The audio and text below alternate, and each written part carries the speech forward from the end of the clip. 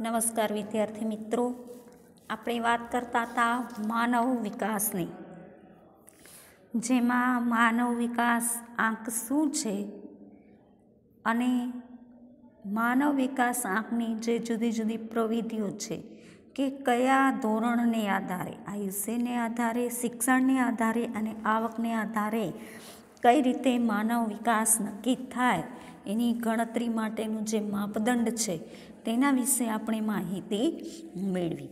હવે આપણે માહિતી તો મેળવી કે માનવ વિકાસના આધારો કયા છે અને એના માપદંડો કયા છે. હવે એને આધારે જે આપણને માનવ વિકાસ અહેવાલ પ્રાપ્ત થયો છે તેના વિશે માહિતી મેળવીએ તો યુએનડીપી દ્વારા વર્ષ 1990થી દર વર્ષે માનવ વિકાસનો અહેવાલ આપવામાં આવે છે. હ્યુમન ડેવલપમેન્ટ રિપોર્ટ એટલે કે HDR બહાર પાડવામાં આવે છે.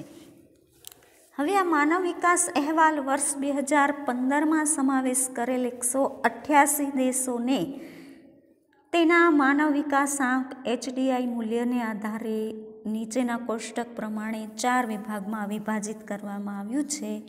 જેમાં માનવ વિકાસમાં સૌથી વધારે જો કોઈ દેશમાં માનવ વિકાસ થયો હોય તો એ નોર્વે છે, જે પ્રથમ ક્રમે આવે છે, અને બીજા ક્રમે ઓસ્ટ્રેલિયા આવે છે. એનો માનવ વિકાસાંક છે 0,935 અને સ્વિટ્ઝરલેન્ડ 0,930 એ ત્રીજા ક્રમે આવે છે. તેમજ એશિયાઈ દેશ સિંગાપુર 0,912 એ 11મા ક્રમે આવે છે અને ભારત 0,609 માનવ વિકાસાંક સાથે 188 દેશોમાં 130મું સ્થાન ધરાવે છે. એટલે કે મધ્યમ માનવ વિકાસવાળા દેશોની શ્રેણીમાં એનો સમાવેશ થાય છે. અને નીચે આપણે અહેવાલ જોઈશું, એમાં તમે જો પાઠ્યપુસ્તકમાં, તમારા પાઠ્યપુસ્તકમાં જોજો અહેવાલ આપ્યો છે, એમાં સૌથી નીચેના ક્રમે 188મા ક્રમે નાઇજર, એનો માત્ર 0.348 જેટલો જ માનવ વિકાસ આંક છે. હવે આ માનવ વિકાસ આંકનો જે અહેવાલ છે એને આધારે દેશોનું વર્ગીકરણ કરવામાં આવ્યું છે. એમાં માનવ વિકાસ ધરાવતા દેશોમાં જે ઉચ્ચતમ માનવ વિકાસ ધરાવે છે એ વિભાજનના ક્રમમાં 1થી 49 નંબરે આવતા દેશોમાં માનવ વિકાસ આંક 0.802થી વધુ ધરાવતા દેશો છે Norway, Australia, Switzerland, Denmark, Netherland, America, Singapore, Britain, Japan અને ફ્રાન્સ જેવા દેશો છે. ત્યાર પછી ઉચ્ચ માનવ વિકાસ, આ દેશો છે ઉચ્ચતમ માનવ વિકાસ, ઉચ્ચ કરતાં પણ સારી માનવ વિકાસની ક્વોલિટી ધરાવતા દેશો છે. ઉચ્ચ માનવ વિકાસમાં 50થી 105 નંબરે આવતા દેશો 0.700થી 0.798, એમાં Russia, Malaysia, Iran, Sri Lanka, Mexico, Brazil, ચીન, થાઈલેન્ડ અને જમૈકાનો સમાવેશ થાય છે. ત્યાર પછી મધ્યમ માનવ વિકાસમાં 106થી 143 નંબરમાં 0.555થી 0.698, એમાં ઇન્ડોનેશિયા, ફિલિપિન્સ, દક્ષિણ આફ્રિકા, ઈરાક અને ભારતના દેશોનો સમાવેશ થાય છે. એટલે કે ભારત મધ્યમ માનવ વિકાસ ધરાવે છે. ત્યાર પછી ઘણા બધા એવા પણ દેશો છે કે જેમની સ્થિતિ ભારત કરતાં પણ હજી ખરાબ છે. એવા દેશોમાં નિમ્ન માનવ વિકાસમાં 144થી 188માં 0.550થી પણ નીચે જે દેશો માનવ વિકાસ ધરાવે છે એમાં કેન્યા, પાકિસ્તાન, નાઇજીરિયા અને ઝિમ્બાબ્વે અને નાઇજરનો સમાવેશ થાય છે. ભારતનો માનવ વિકાસાંક વર્ષ 1990માં 0.428, વર્ષ 2000માં 0.496, વર્ષ 2010માં 0.586, વર્ષ 2014માં 0.604 અને વર્ષ 2015માં 0.609 થયો. તો આમ આપણે જોઈ શકીએ છીએ કે ક્રમશઃ માનવ વિકાસમાં ભારતમાં સુધારો થતો જોવા મળે છે. ત્યાર પછી ક્રમ આપેલા છે અને દેશ આપેલું છે અને માનવ વિકાસ આંક આપેલું છે. એમાં શ્રીલંકા 73મા ક્રમે એનો 0.759, 90માં ચીન 0.727, 104મો ક્રમ માલદીવ 0.706, 130મા ક્રમે ભારત 0.609 અને 132 ભૂતાન 0.605.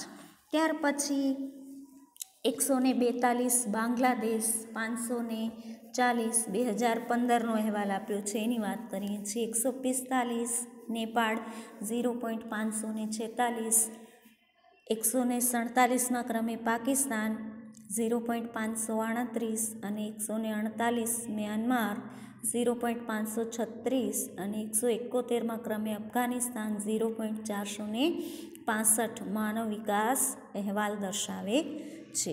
ભારતના પડોશી દેશોમાં શ્રીલંકા, ચીન અને માલદીવની સ્થિતિ ભારતથી ઘણી સારી છે અને માનવ વિકાસ આંકમાં એ દેશો ભારત કરતાં ઉપરના ક્રમે આવે છે. ત્યાર પછી ભૂતાન, બાંગ્લાદેશ, નેપાળ, પાકિસ્તાન, મ્યાનમાર અને અફઘાનિસ્તાન જેવા દેશોનો માનવ વિકાસ આંક તમે તમારા પાઠ્યપુસ્તકમાં જોઈ શકો છો. પાઠ્યપુસ્તક ખુલ્લું રાખજો. એ માનવ વિકાસ આંક દર્શાવે છે. હવે એની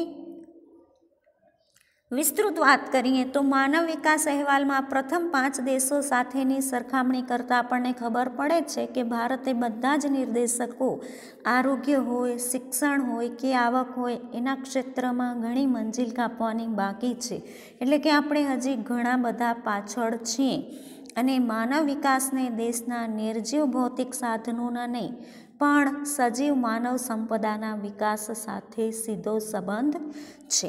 માનવ વિકાસ આંકમાં માનવ વિકાસની પ્રગતિ આડે જે પડકારો દર્શાવ્યા છે એના ઉપર સવિશેષ ભાર મૂકવામાં આવી રહ્યો છે. એમાં સ્વાસ્થ્ય, આરોગ્ય, સ્ત્રી પુરુષ જે આપણામાં લિંગભેદ જણાય છે તે લૈંગિક સમાનતા અને મહિલા સશક્તિકરણની જરૂર છે. ત્યાર પછી વાત કરીએ સ્વાસ્થ્ય અને આરોગ્યની, તો આરોગ્ય એ વ્યક્તિના જીવન માટે જરૂરી અને કિંમતી મૂડી છે. વ્યક્તિનું કૌટુંબિક, સામાજિક જીવન ઉત્તમ બને એના માટે સૌપ્રથમ શું જરૂરી છે? સ્વાસ્થ્ય સારું રહે એ જરૂરી છે. આપણે ગુજરાતીમાં કહેવત છે, પહેલું સુખ તે જાતે નર્યા. જો આપણી તબિયત સારી હશે, આરોગ્ય સારું હશે તો તમામ સુખો આપણે પ્રાપ્ત કરી શકીશું. એટલે સારું આરોગ્ય, સ્વાસ્થ્ય સારું એ આપણા માટે સૌ પ્રથમ જરૂરી છે. ભારત સહિત વિકસતા દેશોમાં આરોગ્ય નીતિઓ, વસ્તી વૃદ્ધિ, સામાન્ય રોગો હોય, કુપોષણ હોય, અપંગતા કે એડ્સ જેવા ચેપી રોગો કે માનસિક રોગો અને એને સંબંધિત મુદ્દાઓ પર ધ્યાન કેન્દ્રિત કર્યું છે. આરોગ્ય ક્ષેત્રે કરેલ ખર્ચ માત્ર જીવનની ગુણવત્તા વધારવા માટે જ છે એવું નથી, પણ માનવ સંસાધન વિકાસનું એક રોકાણ પણ છે. અને ભારતમાં આરોગ્ય ક્ષેત્રે પ્રગતિ થઈ છે. બાળ રસીકરણ કાર્યક્રમોમાં OPV એટલે કે પોલિયો માટેની રસી સમયાંતરે બાળકોને આપવામાં આવી. એને કારણે આપણે પોલિયો નાબૂદી અભિયાનમાં સક્સેસ રહ્યા છીએ. BCGની રસી જે ક્ષય માટે આપવામાં આવે છે, તો આ BCGની રસી પણ બાળક જન્મે પછી તરત જ થોડા સમયમાં એને આપવામાં આવે છે. એને કારણે શું થાય છે કે ક્ષય રોગને પણ આપણે ખૂબ જ ઓછો કરી શક્યા છીએ. હેપેટાઇટિસ બી, ઝેરી કમળાની રસી કે DPT જે ડિફ્થેરિયા મોટી ઉધરસ જેને કહીએ છીએ એના માટેની રસી અને ધનુર્વા માટેની પણ રસી આપવામાં આવે છે. ઓરી, MMR અને ટાઇફોઇડ વિરોધી રસી પણ બાળકોને આપવાથી બાળ આરોગ્ય અને બાળ મૃત્યુ દરમાં સુધારો લાવી શક્યા છીએ. તમે જાણો છો, તમારા નાના ભાઈ બહેન હશે તો તમારા મમ્મી પપ્પા અવારનવાર એમને સમયાંતરે રસીઓ અપાવતા હશે. તો આ બધી રસીઓ છે એ આપણે આગળ જોયા એ પ્રમાણે પોલિયો છે કે ક્ષય રોગ છે કે ઝેરી કમળો છે, મોટી ઉધરસ કે ધનુર્વા જેવા રોગો ન થાય એના માટે સમયાંતરે બાળકોને રસીઓ આપવામાં આવે છે. તો આવી રસીઓ આપીને આપણે બાળ આરોગ્યમાં સુધારો કરી શક્યા છીએ અને આપણા ભારત દેશમાં જે બાળ મૃત્યુદરનો પ્રમાણ વધારે હતો એ આપણે ઘટાડી શક્યા છીએ. એ ઉપરાંત આયોડિન, વિટામિન અને લોહ તત્વની ઉણપ સામે પણ આપણે ઝુંબેશ ચલાવી રહ્યા છીએ. સરકાર દ્વારા બાળ આરોગ્ય અને મહિલા આરોગ્ય માટે સતત પ્રયત્નો થતા રહ્યા છે અને એ પ્રયત્નોને કારણે અત્યારે આપણે જોઈ રહ્યા છીએ કે લોકોના આરોગ્યમાં સારો એવો સુધારો થયો છે. આપણે પ્લેગ, શીતળા, રક્તપિત્ત અને પોલિયો નિર્મૂળ પણ કરી શક્યા છીએ. ઓરી, અછબડા, મેલેરિયા, ડેન્ગ્યુ, કમળો, કોઢ, ક્ષય, મધુપ્રમેહ એટલે કે ડાયાબિટીસ, કેન્સર અને હૃદયરોગ પર પણ આપણે નિયંત્રણ સાધી શક્યા છીએ. પરિણામે માનવી લાંબુ, તંદુરસ્ત અને સ્વસ્થ જીવન જીવી રહ્યો છે. જન્મદર, મૃત્યુદર, બાળ મૃત્યુદરમાં ઘટાડો નોંધાયો છે. સરેરાશ આયુષ્યમાં વધારો થયેલ છે. તેમ છતાં પણ ભારતના ઘણા રાજ્યોમાં વસ્તી વૃદ્ધિ દર ઘટાડવા માટે જે ઊંચો પ્રજોત્પત્તિ દર છે એ ઘટાડવો આરોગ્ય ક્ષેત્ર માટે મહત્ત્વનું લક્ષ્ય બની રહ્યું છે. પાણીજન્ય રોગો થાય છે, શ્વાસના રોગો થાય છે અને કુપોષણે વસ્તી માટે ખૂબ જ મુશ્કેલી ઊભી કરી છે. મહિલાઓ, બાળકો અને ગરીબ લોકો માટે પોષક તત્વોની ખામી, મૂળભૂત ખનિજો અને કેટલાક વિટામિન અને પ્રોટીનની ઉણપ, સ્ત્રીઓ અને બાળકોના અટકેલા કે અધૂરા વિકાસ માટે મુખ્યત્વે જવાબદાર છે. પર્યાવરણીય પ્રદૂષણ અને ઝેરી પદાર્થોનો ઉદ્ભવ રોજિંદા જીવનમાં નવા પડકારો છે અને વધતા જતા શહેરીકરણને કારણે ગીચ વસવાટને કારણે પણ નવી આરોગ્ય સુવિધાઓ માટે સમસ્યા ઊભી થઈ છે, જે તમે આગળ 9મા ધોરણમાં ભણી ચૂક્યા છો. અને આ નવા પડકારો ઝીલવા માટે અગાઉની જે આરોગ્ય કાર્યસૂચિ છે એ ચાલે એમ નથી. એમાં ધ્યાન આપવું પડશે અને ફેરફારો કરવા જરૂરી બન્યા છે. ત્યાર પછી વાત કરીએ લૈંગિક સમાનતાની, સ્ત્રી પુરુષ સમાનતા. ભારતનું બંધારણ તમામ નાગરિકોને સમાનતા અને ન્યાયની બાંહેધરી આપે છે. 2011ની વસ્તી ગણતરી પ્રમાણે ભારતની કુલ વસ્તીના 48.46% સ્ત્રીઓ અને 51.54% પુરુષો છે. એ દ્રષ્ટિએ જોઈએ તો ભારત જ નહીં પણ વિશ્વના કોઈપણ રાષ્ટ્રની પ્રગતિ અને વિકાસમાં માનવ સંસાધન તરીકે સ્ત્રીઓની ભૂમિકા અગ્રગણ્ય છે. પરંતુ સ્ત્રી પુરુષની જૈવિક ભિન્નતાની સાથે સામાજિક અને સાંસ્કૃતિક દ્રષ્ટિકોણથી સ્ત્રીઓનો ઉછેર અને અપેક્ષાઓ અલગ છે અને બંનેના વિકાસ પથ પણ અલગ છે. આજે પણ ઘણા કુટુંબોમાં મહિલાઓ ઘરકામ કરે, રસોડામાં રસોઈ બનાવે કે બાળકોનો ઉછેર કરે,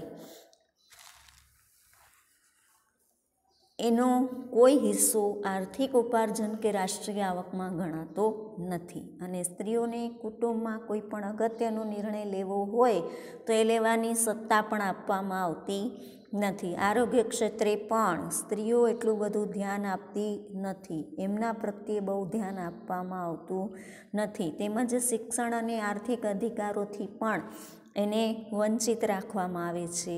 દીકરા દીકરીના કપડામાં, રમતમાં કે અભ્યાસની તકોમાં, ખોરાકમાં, હરવા ફરવા, આચાર વિચાર અને વ્યવહારમાં દીકરીને જુદી શિખામણ વગેરેમાં ભેદભાવ જોવા મળે છે. અને મહિલાઓમાં સાક્ષરતાનું પ્રમાણ નીચું હોવાથી સ્ત્રીઓ બાળ લગ્ન, હવે તો જો કે આ પડદા પ્રથા કે દહેજ પ્રથા કે બીજા જે સામાજિક કુરિવાજો છે ખૂબ જ ઓછા થઈ ગયા છે. પણ છતાં પણ ઘણા એવા હજી પછાત અમુક વર્ગો છે કે ત્યાં આવી સમસ્યા જોવા મળે છે. એ ઉપરાંત સમાજમાં ભ્રૂણ હત્યા, નીચો આદરભાવ, પુત્ર જન્મ માટેની ઘેલછા, ગમે એટલો આપણો સમાજ સુધરી જશે પણ આ પુત્ર જન્મની ઘેલછા જતી નથી. અને સામાજિક પરંપરાઓ અને જાતીય ભેદભાવને કારણે સ્ત્રીઓએ જ હંમેશા અન્યાયનો ભોગ બનવું પડે છે. અને આર્થિક, રાજકીય, સામાજિક કે સાંસ્કૃતિક અને ધાર્મિક ક્ષેત્રે હોય તો એ દરેક ક્ષેત્રમાં નિર્ણય પ્રક્રિયામાં સ્ત્રી અને પુરુષમાં અસમાનતા જોવા મળે છે. અને આપણે જાણીએ છીએ કે ભારતમાં મોટાભાગના રાજ્યમાં ઉચ્ચ પદ કે ઊંચી આવક કે વધુ લાભ કે વધુ વેતન મળે એવા કામવાળા ઉદ્યોગો અને નોકરીઓમાં પુરુષોનું વર્ચસ્વ વધારે છે. સંસદમાં પણ મહિલા સાંસદોનું પ્રમાણ માત્ર 12.2% છે અને સંસદ અને વિધાનસભાઓ વરિષ્ઠ અધિકારી, મેનેજર કે કંપનીના ડિરેક્ટરો હોય કે વ્યવસાયિક અને ટેકનિકલ ક્ષેત્રે મહિલાનું પ્રમાણ ઓછું છે. આ બધું શું સૂચવે છે કે આપણા દેશમાં સ્ત્રી અને પુરુષો વચ્ચે જે ભેદભાવ કરવામાં આવે છે એ ભેદભાવને કારણે આવું થાય છે. હવે એના માટે આપણે શું કરી શકીએ? તો એના માટે સરકાર દ્વારા જુદી જુદી જે યોજનાઓ ચલાવવામાં આવે છે એ યોજનાઓ વિશે આપણે નેક્સ્ટ પીરિયડમાં માહિતી મેળવીશું. જે મહિલા સશક્તિકરણ આપણે કહીએ છીએ તે નેક્સ્ટ પીરિયડમાં આપણે એની ચર્ચા કરીશું. અત્યારે અહીંયા આપણે મૂકીએ છીએ.